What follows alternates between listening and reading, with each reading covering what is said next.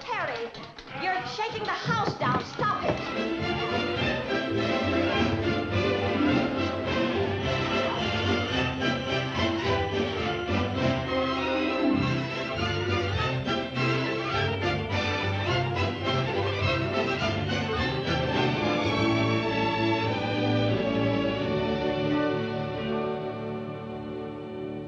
For Paramount Pictures Archive. It's a corporate archive. Our job is to make sure that everybody who needs access to our elements to distribute them can, first and foremost. But we do have another responsibility.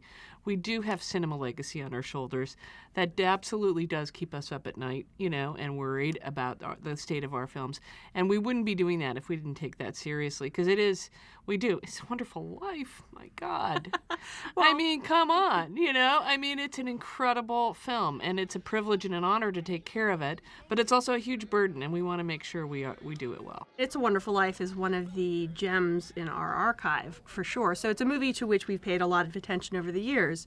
So we check the negative every few years, we make sure everything's okay, and when we found out that things were not okay with the negative, it really did seem, in combination with the technology being ready, the time was right for 4K restoration.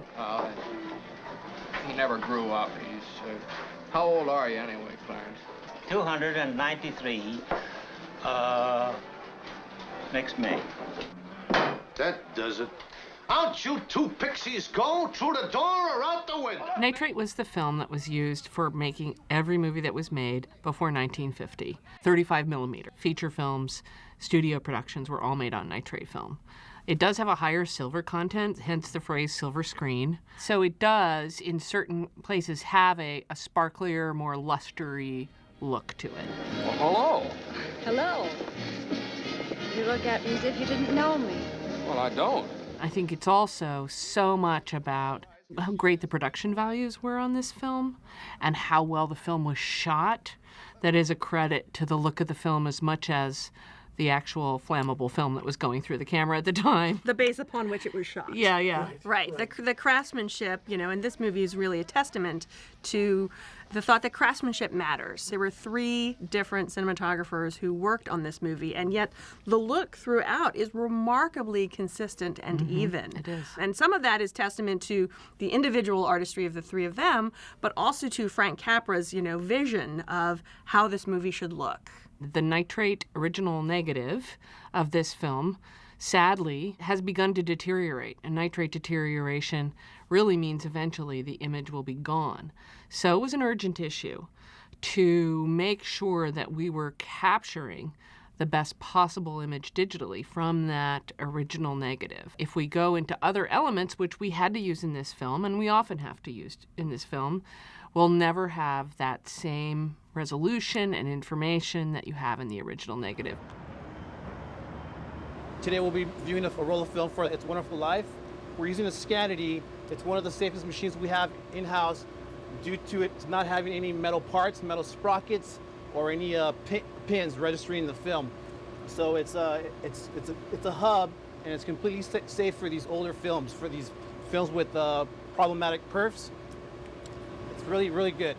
Scanning is actually a relatively straightforward process. With the modern scanners of today, they are not pin registered, so you're not really dragging the film through. There's not a physical intervention against the film. So it's handled very gently on these rollers that just sort of glide everything through while the image is being captured. When nitrate deterioration happens, of course, film has sprockets. If the film shrinks, so do the sprockets. So that's why you want to treat the film so gently. Getting away from pins is a huge moment for archival film. Yeah. We knew that just capturing it meant we weren't going to destroy it while we were at it. And there's actually, on the scanner that we use for this, the Scanity, there is a second camera that captures the perforations as it goes through the scanner and then uses that information to kind of optically stabilize the scan image. So that stabilization, which in the past would have been accomplished by using pins to register things, that is now handled digitally. We were lucky in the case of It's a Wonderful Life that 13 of the 14 reels of original negative have survived. Now, portions of those surviving reels were starting to deteriorate at the ends. So we were missing image in parts at the ends of certain reels. And again, we were lucky, I guess, to say we had 2 second-generation elements that were made right after the time the negative was made. So they were both nitrate. They were fine grains made in the 40s. So we had 2 of those to choose from as alternates where either footage was missing or footage was badly damaged. So we actually scanned all of it. All the negative that survived and both fine grain. So we went through and on a shot-by-shot basis picked, okay, this one's better for this shot, this one's better for that shot. Even where there was some deterioration in the original negative, the digital restoration tools are mature enough to actually fix that. In the past, we would have had to make much harder choices. We would have said, all right, we're going to lose the resolution, but man, the tear or the deterioration in this frame, we can't fix it. Now, that's the other advantage of being in this time and doing this work on this film is we can actually fix things we were never able to fix before and keep that resolution. That's why we really appreciate a negative like this, too, because we know all our negatives are this perfectly made, right? You know, there'll be movies where it was low light, it was stocks from a certain era, and it's just green-tastic when we get it up there. And although that is filmic, combined with the way things are scanned, it becomes more noise than film grain. And we're constantly fighting that battle to not take too much grain away, but not blind the audience with little dots. The advances in high dynamic range have really enabled films to be seen in a different way. And it's very exciting to actually look at something like It's a Wonderful Life that you and I and everyone has seen hopefully hundreds of times in this absolutely amazing view. It just gives such a much broader range of the grayscale. It's a black and white movie of detail. What is it you want, Barry? What do you want? You want the moon? What we have now is spotless. There's no dirt. The grain is minimized. It's much better than what the first audiences saw. I mean, to them it was great, but now we can make it up to today's standards. It looks great. It looks much better than they saw. So can you go back to them getting thrown out and sort of walk through it kind of frame by frame so we can see? Sure. So this here, it was really damaged. It was very jittery, and we had to stabilize it. And the last few frames of that shot are actually from a different element. Right in the middle of the shot, it switched. That's what I had to do, is make it transparent, that you couldn't see when it switched from one element to the other. And then this is a beginning of the reel, and it was damaged as well. There is a sequence where in 4K the difference between, you know, the first generation negative and second generation fine grain was very apparent. So, you know, to Mike's point, he had to do a lot of work to kind of balance things out. So, you know, he had to work with the contrast, he had to work with the density, we had to work with the grain as well.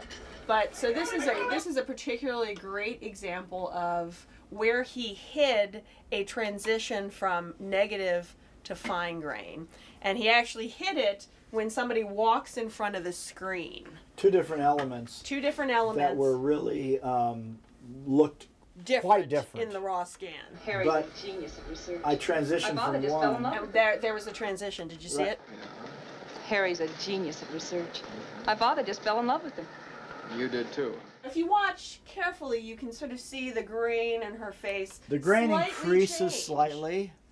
But going forward. So doing those kinds of transitions, but also if Mike hadn't done such a good job of balancing out the A and B sides of it, that transition still would have been more obvious than it is. We're really sensitive when we restore a movie to make it feel film-like. And for me, that involves a lot of sort of backing off of contrast in certain cases.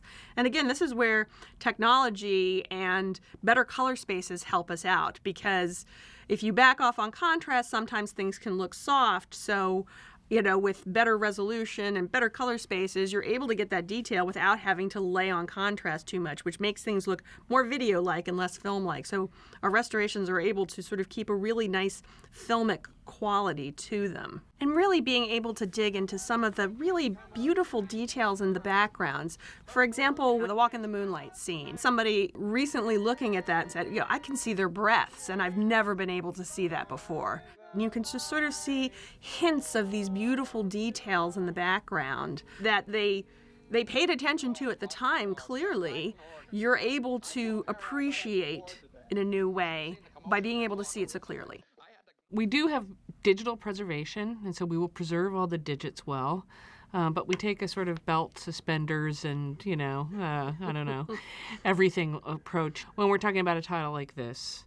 And we do film out a picture negative, and we put it in our cold vault at the end. So we have a negative from the restored version as well.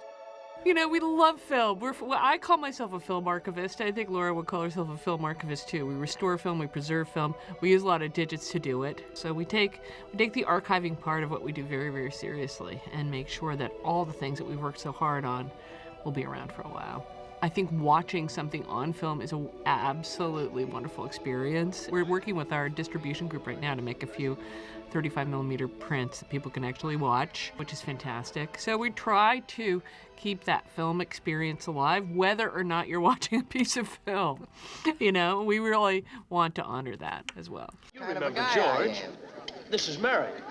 Well, I'll be seeing you. Luckily, so many people love this movie, and they love it for very, very good reasons. It is an amazing film. And so I think that, it's worth it to watch it in its best possible condition, which is this high dynamic range 4K version. And it actually helps tell the story a little bit too, because detail that you haven't seen before is actually there. It's almost like every scene is its own atmosphere in this film, and very, very literally, with lots of snow or moonlight. Each scene is well crafted, and that detail tells every moment of that film, scene by scene, that you really get it so much more when you see it in this way. I mean, they won an Academy Award for the effect of the blowing snow. So being able to see that, and it's not just sort of this blurry mess anymore, was really kind of a wonderful thing. Oh my God, I'm using the word wonderful. It's hard not. No, but it is. But it's great to be able to see that, to really be able to appreciate anew the craftsmanship that went into making this movie. Hey, that's pretty good. What'd you wish, Mary? Buffalo gals, can't you come out tonight? Can't you come out tonight?